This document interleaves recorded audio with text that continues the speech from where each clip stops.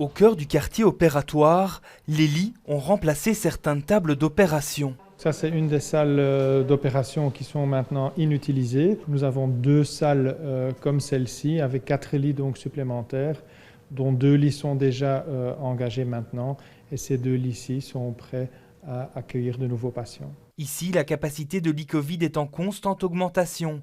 On en compte aujourd'hui 69 non intensifs et 11 intensifs. Depuis début août, on a demandé d'augmenter les mesures, de faire en sorte que ça soit plus strict pour éviter que ce virus gagne de la place.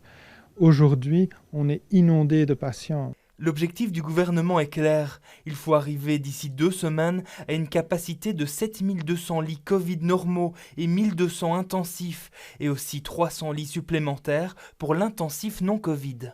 D'autant que le profil des personnes hospitalisées dans les unités, comme celle-ci, a évolué. Il y a beaucoup plus de patients jeunes, donc je parle de patients aux alentours de 50 ans, qui viennent aux urgences, qui sont très malades, qui sont très mal en point et qui on doit très vite parfois mettre aux soins intensifs et mettre à la ventilation artificielle. Autre mesure demandée par le gouvernement, le report de certaines opérations. Les interventions n'ayant pas d'impact, c'est celles-là en priorité qu'on postpose. Et alors je pense par exemple à des opérations sur remplacement de genoux, remplacement de hanches. Quant aux nouvelles restrictions, la directrice craint qu'elles ne soient pas suffisantes et regrette les annulations des soins non urgents.